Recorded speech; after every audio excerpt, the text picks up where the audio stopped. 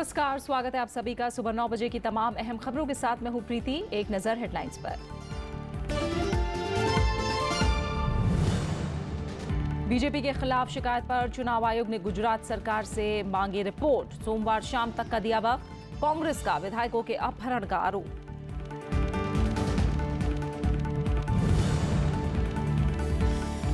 College शिक्षकों के promotion के लिए शोध कार्य की अनिवार्यता होगी खत्म। मानव संसाधन विकास मंत्री का ऐलान। सामुदायिक गतिविधियों से रिश्ता जरूरी।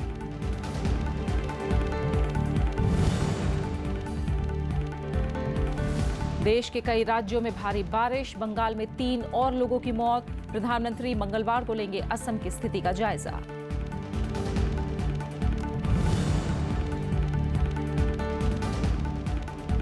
मिसाइल परीक्षण पर प्रतिबंधों को ईरान ने किया खारिज। संसद से प्रस्ताव पारित। अमेरिका ने कहा उकसावे के बाद की गई कार्रवाई।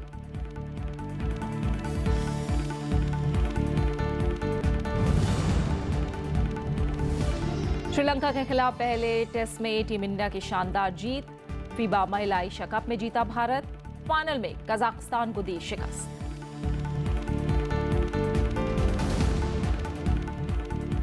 गुजरात में संकट से गुजर रही कांग्रेस ने अपने कई विधायकों को बेंगलुरु भेज दिया है। पार्टी ने आरोप लगाया है कि राज्यसभा से चुनाव से पहले बीजेपी कांग्रेस को तोड़ने में लगी है। बीजेपी ने इन आरोपों को सिरे से खारिज किया है। गुजरात से लाए गए कांग्रेस के 44 विधायक बेंगलुरु के इस रिजॉर्ट में हैं। यहां पुलिस का कड़ा पहरा है।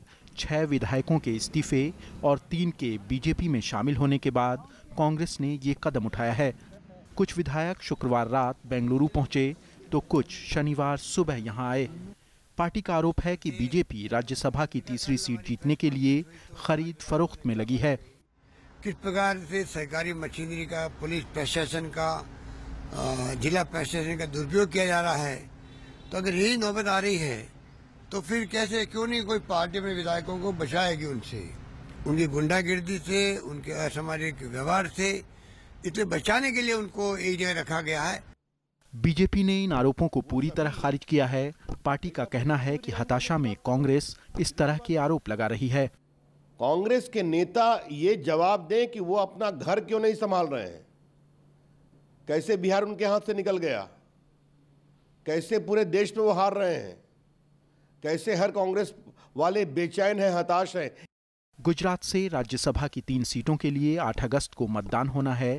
कांग्रेस ने तीसरी सीट के लिए वरिष्ठ नेता अहमद पटेल को उम्मीदवार बनाया है। बीजेपी ने राष्ट्रीय अध्यक्ष अमित शाह और केंद्रीय कपड़ा मंत्री स्मृति ईरानी को मैदान में उतारा है।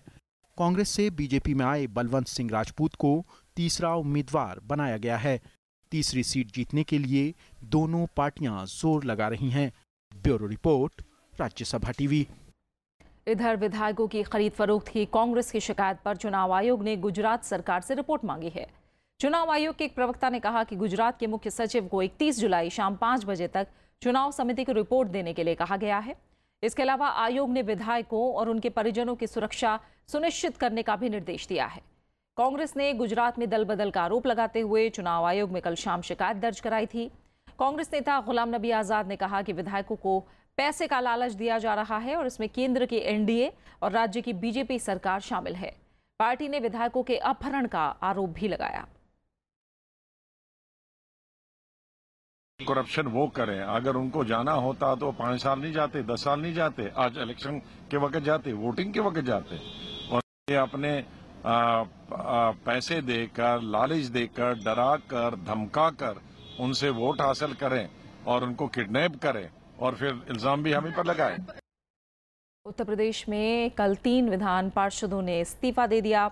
इनमें 2 समाजवादी पार्टी और 1 बीएसपी से है। इसे लेकर बीजेपी और समाजवादी पार्टी में आरोप प्रत्यारोप भी शुरू हो गया है। बीएसपी प्रमुख मायावती ने कहा कि बिहार, उत्तर प्रदेश और गुजरात की घटनाएं लोकतंत्र की हत्या है। उत्तर प्रदेश में शनिवार को 3 विधान पार्षदों यानी एमएलसी ने इस्तीफा दे दिया। इनमें समाजवादी पार्टी के बुक्कल नवाब और यशवंत सिंह शामिल हैं। बीएसपी के जयवीर सिंह ने भी त्यागपत्र दे दिया है। बुक्कल नवाब ने बीजेपी की नीतियों की तारीफ भी की। और योगी जी भी जो है, उन्हीं ने भी जो अभी काम कर रहे हैं वो अच्छे ही काम कर रहे हैं। उन्हीं ने ऐसा कोई जितना भी घोटाले और जिस तरीके से जो कुछ भी चल रहा था वो तो अभी आपको हमें लगता है कि ये 3-4 महीने के अंदर कहीं पर कोई घोटाला तो नजर नहीं आया होगा। ये इस्तीफे ऐसे वक्त हुए हैं जब बीजेपी के राष्ट्रीय अध्यक्ष अमित शाह उत्तर प्रदेश के दौरे पर हैं। बीजेपी ने कहा है कि समाजवादी पार्टी और बीएसपी की नीतियों से दोनों पार्टियों के नेता नाराज हैं।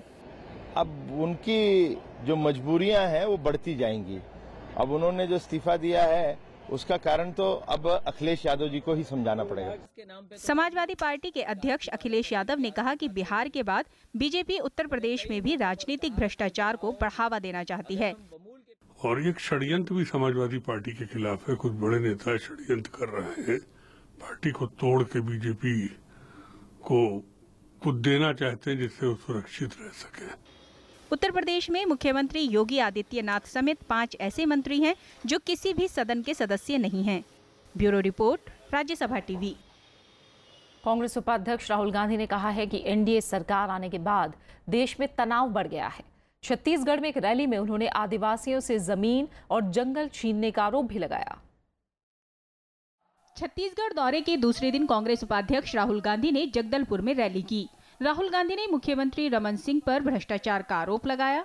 उन्होंने कहा कि छत्तीसगढ़ में आदिवासियों से उनकी जमीन और जंगल छीना जा रहा है। बस्तर में सिर्फ एक काम हो रहा है,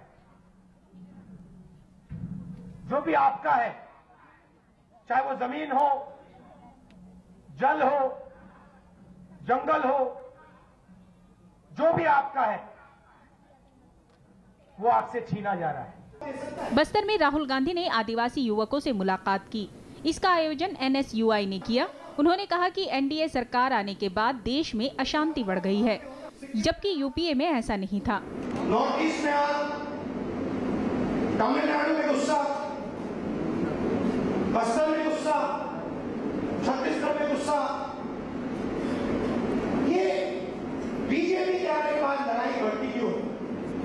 शुक्रवार को उन्होंने कांग्रेस कार्यकर्ताओं से मुलाकात की थी और पार्टी संगठन मजबूत करने का निर्देश दिया था। Bureau report, Rajya Sabha TV. Bihar में जेडीयू बीजेपी गठबंधन की नई सरकार के मंत्रियों ने पदभार संभाल लिया है। कल राज्यपाल केशरीनाथ त्रिपाठी ने 27 विधायकों को शपथ दिलाई। मुख्यमंत्री नीतीश कुमार ने गृह विभाग अपने पास रखा है, जबकि उप मुख्यमंत्री सुशील मोदी को वित्त विभाग की जिम्मेदारी सौंपी गई है। इसके अलावा एकमात्र महिला मंजू वर्मा को समाज कल्याण विभाग दिया गया है। गठबंधन के साथी बदलने के बाद बिहार के मुख्यमंत्री नीतीश कुमार ने शनिवार को पहला कैबिनेट विस्तार किया। राज्यपाल केशरीनाथ त्रिपाठी ने 26 विधायकों समेत 27 मंत्रियों को पद और गोपनीयता की शपथ दिलाई। इसमें जेडीयू के 14 और बीजेपी के 12 विधायक शामिल हैं। एनडीए के घटक दलों हिंदुस्तानी अवाम मोर्चा और राष्ट्रीय लोक समता पार्टी को कैबिनेट में जगह नहीं मिली है।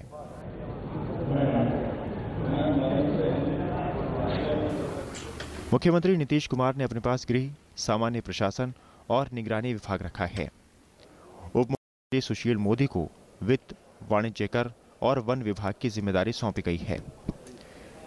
बीजेपी के वरिष्ठ नेता प्रेम कुमार को कृषि विभाग, वहीं मंत्रिमंडल में एकमात्र महिला मंजू वर्मा को समाज कल्याण विभाग की जिम्मेदारी सौंपी गई है। नीतीश मंत्रिमंडल में अकेले अल्पसंख्यक चेहरे खुर्शीद उर्फ फिरोज को अल्पसंख्यक कल्याण और गन्ना उद्योग विभाग दिया गया है। आरजेडी और कांग्रेस के विधायक शपथ ग्रहण समारोह में शामिल नहीं हुए। ये सरकार अपना काम करते रहती है और जिसके नेता नीतीश कुमार हैं वहाँ विकास की कोई गति रुकती नहीं है, लेकिन और रफ्तार पकड़ेगी। नीतीश कुमार जी के नेतृत्व टीम है, बिहार को और बेहतर करने में कामयाबी इनको हासिल होगा। जेडीयू ने बुधवार को आरजेडी और कांग्रेस के साथ महागठबंधन तोड़कर बीजेपी के समर्थन से सरकार बनाने का फैसला किया था। गुरुवार को नीतीश कुमार ने छठी बार बिहार के मुख्यमंत्री के तौर पर शपथ ली थी। उस वक्त विभागों का बंटवारा नहीं हुआ था। Bureau report, Rajya Sabha TV. Odisha में सत्तारूढ़ बीजू जनता दल ने चुनाव के दौरान झूठा हलफनामा देने के आरोप में केंद्रीय मंत्री जुएल ओराव का इस्तीफा मांगा है। जनजातीय कार्य मंत्री ओराव सुंदरगढ़ लोकसभा सीट से चुनाव जीते थे। बीजेडी के मुताबिक ओराव ने चुनाव के दौरान गलत जानकारी दी। पार्टी ने इसके खिलाफ चुनाव आयोग जाने की बात कही है। बीजेडी के मुताबिक ओराव ने चुनाव में अपने फंड से कोई भी पैसा खर्च नहीं करने की बात कही थी, लेकिन हलफनामे में उन्होंने 2,68,000 रुपए खर्च करने का जिक्र किया। हालांकि ओराव ने आरोपों से इनकार किया है। नागालैंड में कोहिमा जिले के उत्तरी अंगामी 1 विधानसभा सीट पर कल कड़ी सुरक्षा के बीच उपचुनाव कराया गया। इस सीट पर 78.55% मतदान हुआ। नागालैंड के पूर्व मुख्यमंत्री शिरोजेली लिजेत्सु इस सीट पर नागा पीपल्स फ्रंट के उम्मीदवार थे। उनका मुकाबला निर्दलीय उम्मीदवार केखेरी ह्यूम से था। वोटिंग के बाद निर्दलीय उम्मीदवार ने 25 में से एक बूथ पर दोबारा मतदान कराए जाने की मांग की है। चुनाव अधिकारियों का कहना है कि इस बारे में दस्तावेजों की जांच के बाद फैसला लिया जाएगा। उपचुनाव में डाले गए वोटों की गिनती 3 अगस्त को होगी। लिजेत्सु के लिए उत्तरी अंगामी सीट 24 मई को खाली की गई थी ताकि वो राज्य विधानसभा के नियमित सदस्य निर्वाचित हो सकें। बीजेपी ने गोवा की पणजी विधानसभा सीट पर उपचुनाव के लिए मुख्यमंत्री मनोहर पर्रिकर के नाम का औपचारिक ऐलान कर दिया है। इसके अलावा स्वास्थ्य मंत्री विश्वजीत राणे को वालपोई विधानसभा सीट से उम्मीदवार बनाया गया है।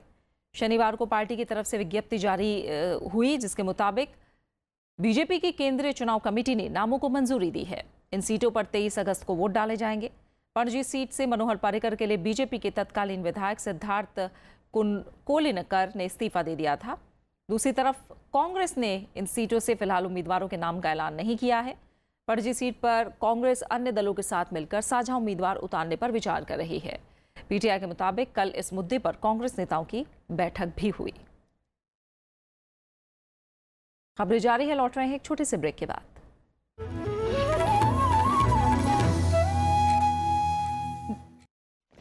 आजादी की जंग लड़ने वाले मेरे दोस्तों, आजादी चाहिए तो उसकी कीमत खून दे के चुकानी होगी। तुम मुझे खून दो, मैं तुम्हें आजादी दूंगा।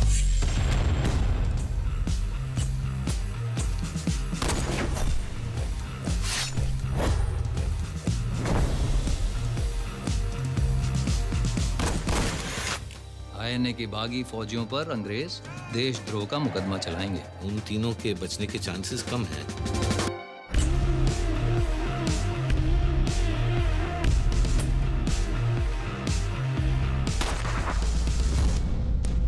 This trial and its judgment will be remembered throughout history.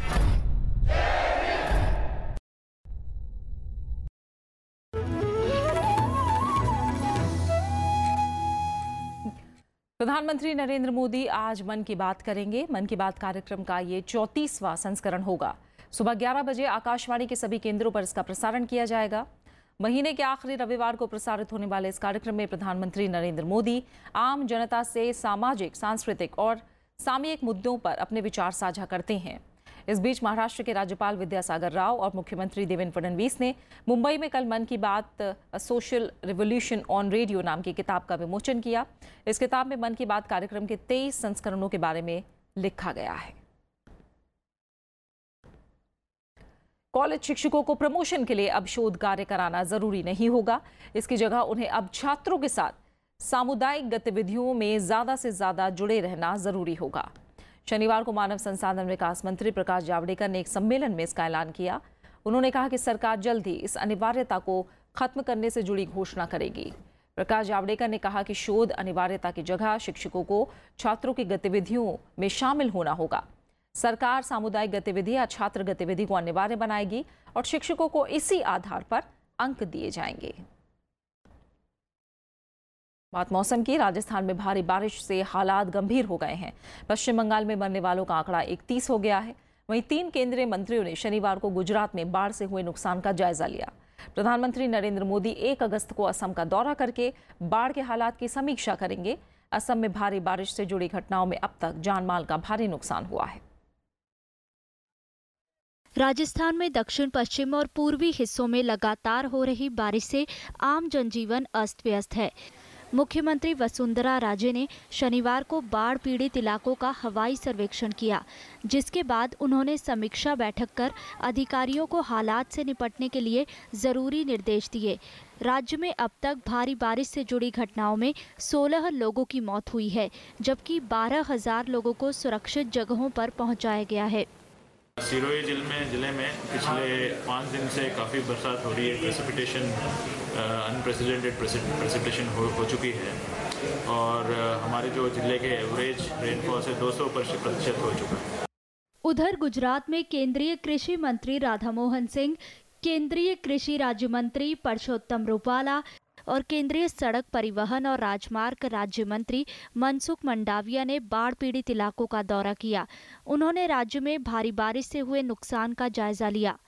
Gujarat में अब तक 142 लोगों की जानें गई हैं, जबकि 80,000 लोगों को सुरक्षित जगहों पर पहुंचाया गया है। जिले में भारी वर्षा की आगाही के कारण अभी भी परिस्थिति पर नज़र रखे हुए हैं। तंत्र के सभी लोग उसमें स्टैंड बाई हैं और जो भी परिस्थिति का निर्माण होगा उसको निपटने के लिए तंत्र पूरी तरह तैयार है। ओडिशा में लगातार बारिश से जाजपुर जिले में ब्रह्मणी नदी का पानी उफान पर है। नदी से लगने वाले इलाकों से कल 6,000 लोगों को निकाला गया। राज्य के कई और जिले भी पानी में डूबे हैं, जहां राहत और बचाव का काम जोरों पर है। वहीं पश्चिम बंगाल में स्थिति कुछ सुधरी है, लेकिन 3 और लोगों की मौत से मरने वालों का आंकड़ा 31 हो गया है। वहीं दामोदर वैली कॉरपोरेशन ने पानी छोड़ने में कमी की है। राज्य में 165 गांव के 23 लाख से ज्यादा लोग पीड़ित हैं। हालत तो बहुत खराब है। 3-4 दिन से पानी में पूरा भरा हुआ है। इधर बाढ़ आ गया है। जो महकुमा हॉस्पिटल का जो एरिया है पूरा बाढ़ में छा गया है। एनडीआरएफ के डीजी ने बिहार और झारखंड में बाढ़ के हालात का जायजा लिया। उधर हिमाचल प्रदेश के पहाड़ी इलाकों में मॉनसून सक्रिय बना हुआ है। कुल्लू, मंडी, कांगड़ा और शिमला जिले में कई जगह भूस्खलन से यातायात पर बुरा असर पड़ा है। Bureau report, Rajya Sabha TV. Jammu Kashmir की मुख्यमंत्री महबूबा मुफ्ती ने राज्य में शांति के लिए केंद्र सरकार से लाहौर घोषणा पर अमल की अपील की। उन्होंने क्रॉस बॉर्डर ट्रेड पर रोक की जगह नशे की तस्करी पर लगाम लगाने की जरूरत बताई। जम्मू कश्मीर की मुख्यमंत्री महबूबा मुफ्ती ने जम्मू कश्मीर में शांति बहाली की प्रक्रिया तेज करने की मांग की। श्रीनगर में पीडीपी के स्थापना समारोह में उन्होंने केंद्र सरकार से पाकिस्तान के साथ लाहौर घोषणा पर फिर अमल की अपील की। मुख्यमंत्री ने कहा कि जम्मू कश्मीर से पाकिस्तान के साथ व्यापार रास्तों को ब्लॉक नहीं किया जाना चाहिए। इसके बजाय वहां से ड्रग्स की तस्करी करने वालों पर कार्रवाई करनी चाहिए। मेरी अपील है मरकजी सरकार से भी, जो वाजपेयी जी ने जम्मू कश्मीर में रास्ता अपनाया था जिससे हमारे बॉर्डर्स पे सीज फायर था, चाहे नौशेरा हो चाहे राजौरी हो, जो उन्होंने रास्ता अपनाया, जो लाहौर डिक्लेरेशन है उसको दोबारा जिंदा कर लीजिए ताकि हम अमन और चैन से जम्मू कश्मीर में रह सके। मीडिया में खबरें हैं कि जांच एजेंसी एनआईए ने एलओसी पर उरी और पुंछ में बने व्यापार रास्तों को बंद करने की सिफारिश की है। वहीं केंद्र सरकार का कहना है कि ये सुरक्षा से जुड़ा मसला है। मैं समझता हूं कि सुरक्षा संबंधित ये जो संवेदनशील विषय हैं गृह मंत्रालय और सुरक्षा एजेंसीज पर छोड़ दें और उन्हीं को अंतिम निर्णय करने दें। उनके पास तमाम इनपुट्स उपलब्ध रहते हैं। जो देश का कानून है उसके अंतर्गत कार्रवाई हो, उसका हमें सम्मान भी करना चाहिए और उसे स्वीकार भी करना चाहिए। संघर्ष विराम उल्लंघन के चलते पुंछ में व्यापार रास्ता पिछले कई दिनों से बंद पड़ा है। वहीं 21 जुलाई को उरी के सलामाबाद व्यापार सुविधा केंद्र पर पीओके से आए ट्रक से 40 किलो हेरोइन और ब्राउन शुगर बरामद हुई थी। आशंका है कि इसका इस्तेमाल आतंकी फंडिंग के लिए हो सकता है। Bureau report, Rajya Sabha TV. कुछ अहम अंतर्राष्ट्रीय खबरें। शाहिद खाकान अब्बासी पाकिस्तान के अंतरिम प्रधानमंत्री होंगे। वो पूर्व पेट्रोलियम मंत्री हैं। मीडिया रिपोर्ट्स के मुताबिक पाकिस्तान मुस्लिम लीग नवाज की बैठक में कल ये फैसला हुआ। बैठक की अगुवाई बर्खास्त प्रधानमंत्री नवाज शरीफ ने की। अब्बासी 1.5 महीने तक प्रधानमंत्री रहेंगे। इसके बाद नवाज शरीफ के भाई शहबाज शरीफ प्रधानमंत्री बनेंगे। शहबाज फिलहाल संसद के किसी सदन के सदस्य नहीं हैं। प्रधानमंत्री बनने के लिए उनका चुना जाना जरूरी है। सुप्रीम कोर्ट ने शुक्रवार को नवाज शरीफ को पनामा गेट मामले में अयोग्य ठहरा दिया था। इसके बाद उन्होंने पद छोड़ दिया था। कोर्ट ने शरीफ और उनके बच्चों के खिलाफ भ्रष्टाचार का मामला दर्ज करने और 6 महीने में सुनवाई पूरी करने का आदेश दिया है। पार्टी ने फैसले के खिलाफ पुनर्विचार याचिका दायर करने का फैसला किया है। मिसाइल परीक्षण को लेकर अमेरिका और ईरान के बीच तनाव बढ़ गया है। ईरान ने अपने परीक्षण का बचाव करते हुए अमेरिकी प्रतिबंधों को मानने से इनकार कर दिया है। ईरान की संसद ने इस मामले पर एक प्रस्ताव भी पारित किया है। वहीं अमेरिका ने कहा कि ये पाबंदियां ईरान की गैर जिम्मेदाराना और उकसावे भरी गतिविधियों की वजह से लगाई गईं। ईरान ने गुरुवार को उपग्रह ले जाने की क्षमता रखने वाले फीनिक्स रॉकेट का सफल परीक्षण किया है। इसी दिन ईरान के सरकारी टेलीविजन पर रॉकेट सी मुर्ग को सेमनान शहर में दागते जाते हुए दिखाया गया है। अमेरिका, फ्रांस और जर्मनी और ब्रिटेन ने संयुक्त राष्ट्र सुरक्षा परिषद के समझौते का उल्लंघन बताया है। साथ ही अमेरिका ने ईरान की कंपनी की 6 इकाइयों पर पाबंदी लगा दी है।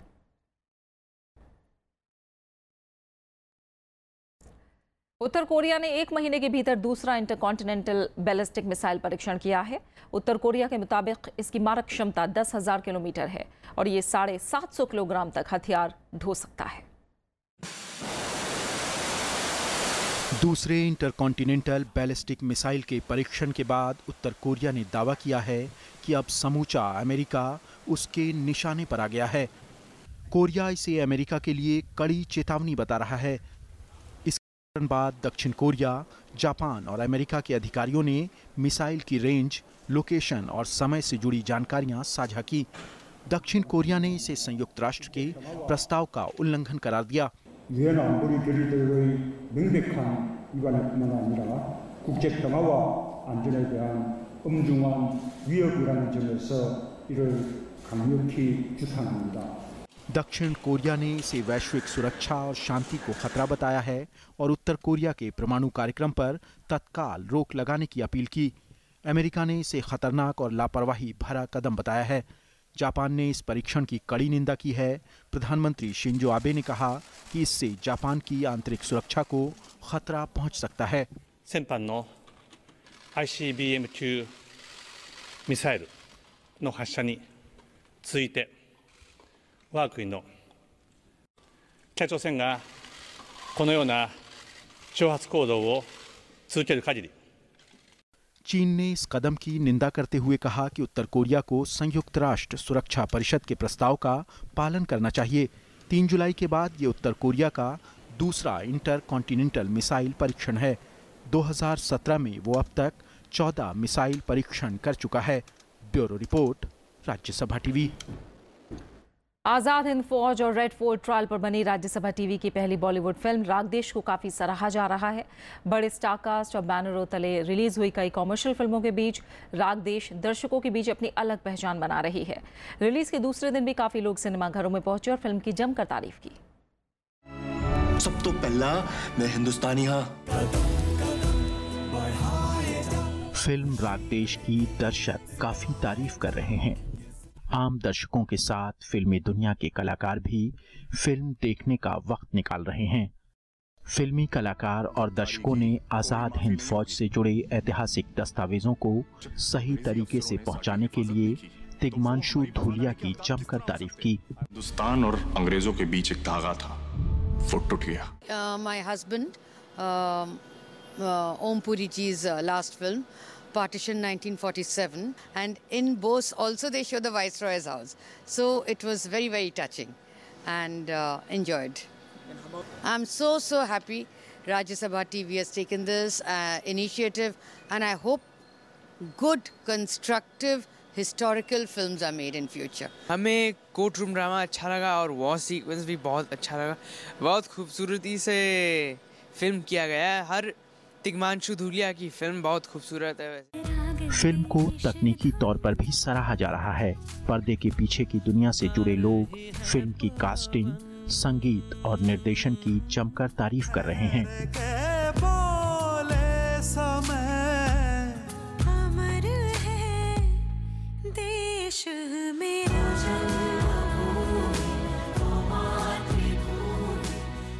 ऐसे लोगों को कास्ट किया जिनको हमें देख के लगता है कि हाँ ये उस टाइम आईएनए के ग्रेट सोल्जर्स थे जो लड़े हैं देश के लिए, या उस टाइप की आर्मी थी। So I think hats off to them for casting people so brilliantly. तो जिस तरीके से लिखावट है, जिस तरीके से गाने हैं, जिस तरीके से संगीत है, वो बहुत ही इस फिल्म को सूट करता है। और इसकी ये बड़ी ये ऐसी डिमांड ही है इस फिल्म की कि इस तरह के गाने होने चाहिए। बैकग्राउंड देखेंगे, फील देखेंगे, तो उन सब चीज़ों में, इन सब चीज़ों का बहुत बड़ा इम्पैक्ट होता है। सो आपने बताया कि लोकेशंस की परमिशन लेना, मतलब it's a tough task actually. So मैं कहूँगा सारे जितने भी दर्शक हमें देख रहे हैं, एक बार जाइए, मूवी देखिए। राज्यसभा टीवी की फिल्म रागदेश 28 जुलाई को देश भर के 1000 से ज्यादा सिनेमाघरों में रिलीज हुई। मुंबई, दिल्ली सहित ज्यादातर शहरों में फिल्म को बेहद पसंद किया जा रहा है। राज्यसभा टीवी और तिग्मांशु धूलिया की टीम ने आईएनए ट्रायल जैसे बेहद महत्वपूर्ण तथ्य को बहुत ही प्रभावशाली तरीके से पर्दे पर उकेरने की कोशिश की है और वो इसमें कामयाब भी हुए हैं। और यही वजह है कि देश के तमाम आलोचक, मीडिया समूह और अखबार फिल्म को बहुत अच्छी रेटिंग्स दे रहे हैं और दूसरी तरफ दर्शकों की सराहना राग देश को अलग से मिल रही है। कैमरा पर्सन सुधांशु के साथ मैं दीपक डोभाल, राज्यसभा टीवी, मुंबई। भूकंप से जुड़ी जानकारियों को आसान बनाने और कम समय में उपलब्ध कराने के लिए राष्ट्रीय भूकंप केंद्र ने एक मोबाइल ऐप विकसित की है। यह ऐप भूकंप के केंद्र और इसकी तीव्रता की जानकारी काफी कम समय में मुहैया कराएगी। भूकंप का पूर्वानुमान लगाना फिलहाल संभव नहीं है, लेकिन नेशनल सेंटर फॉर सिस्मोलॉजी यानी राष्ट्रीय भूकंप केंद्र ने एक मोबाइल ऐप बनाया है। इसे इंडिया क्वेक का नाम दिया गया है, जो 2 मिनट से भी कम समय में भूकंप के केंद्र, समय और उसकी तीव्रता की जानकारी देगा। ऐप को आसानी से कोई भी अपने मोबाइल फोन में डाउनलोड कर सकता है। इसमें क्या होगा कि जैसे ही अर्थक्वेक रिकॉर्ड होगा इन ऑब्जर्वेटरीज पे, हमारे सेंटर में डेटा आएगा और वो अर्थक्वेक लोकेट होगा, वो इस ऐप पे आ जाएगा और जितने भी लोग हैं जिनके पास भी ये ऐप है उनको इन्फॉर्मेशन मिल जाएगी। राष्ट्रीय भूकंप केंद्र का 84 स्टेशनों का नेटवर्क है। ये स्टेशन वास्तविक समय में डेटा संचार के लिए रीसैट के माध्यम से राष्ट्रीय भूकंप केंद्र से जुड़े हुए हैं। भूकंप आने की स्थिति में राष्ट्रीय भूकंप केंद्र SMS, ईमेल और फैक्स के जरिए भूकंप की जानकारी देता है, लेकिन इंडिया क्वेक ऐप की मदद से इन जानकारियों के प्रसार में होने वाली देरी को कम किया जा सकता है। इस इंफॉर्मेशन को सबको क्यों नहीं देते, बजाय इसके कि एक सिलेक्टेड फ्यू को दें हम लोग कि भाई मिनिस्ट्री ऑफ होम अफेयर्स को, NDMA को या जो स्टेक होल्डर्स हैं उनको दें। ये सारी इंफॉर्मेशन सबको मिलनी चाहिए, जितनी भी पब्लिक है। पृथ्वी विज्ञान मंत्रालय के 14वें स्थापना दिवस के मौके पर गुरुवार को केंद्रीय विज्ञान और प्रौद्योगिकी मंत्री डॉक्टर हर्षवर्धन ने इस ऐप को लॉन्च किया। Bureau report, Rajya Sabha TV. बात क्रिकेट की। गॉल टेस्ट को जीतकर टीम इंडिया ने 3 मैचों की सीरीज में 1-0 की बढ़त बना ली है। 550 रन के लक्ष्य का पीछा करते हुए श्रीलंकाई टीम ने 245 रन बनाने में ही 8 विकेट गंवा दिए। रंगना हिरात और गुनारत्ने चोटिल होने के चलते बल्लेबाजी करने नहीं आए। रनों के मामले में विदेशी सरजमी पर भारत की सबसे बड़ी जीत है। वहीं श्रीलंका के लिए रनों के हिसाब से ये अब तक की सबसे बड़ी हार है। भारत ने गॉल टेस्ट 304 रनों से जीत लिया। पहले टेस्ट की चौथी पारी में श्रीलंकाई बल्लेबाज भारतीय फिरकी के सामने बेबस नजर आए। दूसरी पारी में श्रीलंका की पूरी टीम 245 रनों पर ही सिमट गई। भारत ने श्रीलंका के सामने जीत के लिए 550 रनों का लक्ष्य रखा था, लेकिन जडेजा और अश्विन के बेहतरीन गेंदबाजी की बदौलत भारत चौथे दिन ही जीत हासिल करने में कामयाब रहा। दूसरी पारी में जडेजा और अश्विन ने 3-3 विकेट लिए। वहीं तेज गेंदबाज मोहम्मद शमी और उमेश यादव को 1-1 विकेट मिला। श्रीलंका की ओर से करुणारत्ने ने सबसे ज्यादा 97 रनों की पारी खेली।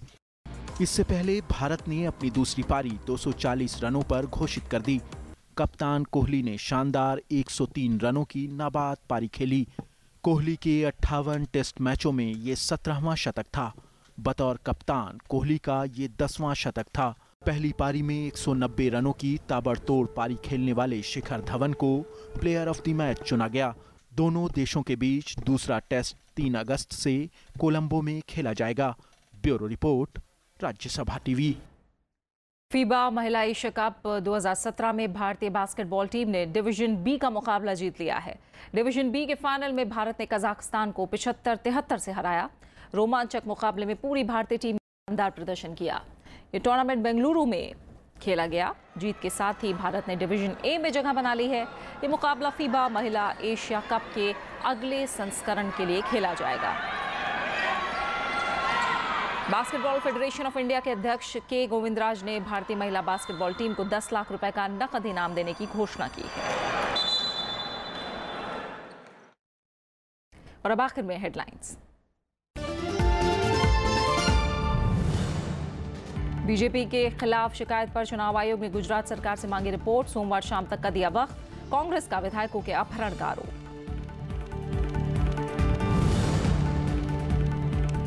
कॉलेज शिक्षकों के प्रमोशन के लिए शोध कार्य की अनिवार्यता होगी खत्म। मानव संसाधन विकास मंत्री का ऐलान। सामुदायिक गतिविधियों से रिश्ता जरूरी।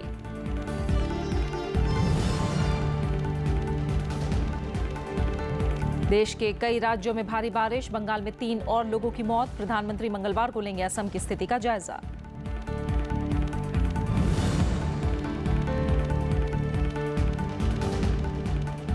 मिसाइल परीक्षण पर प्रतिबंधों को ईरान ने किया खारिज। संसद से प्रस्ताव पारित। अमेरिका ने कहा उकसावे के बाद की गई कार्रवाई।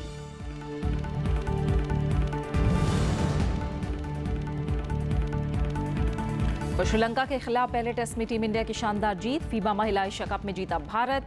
फाइनल में कजाकिस्तान को दी शिकस्त।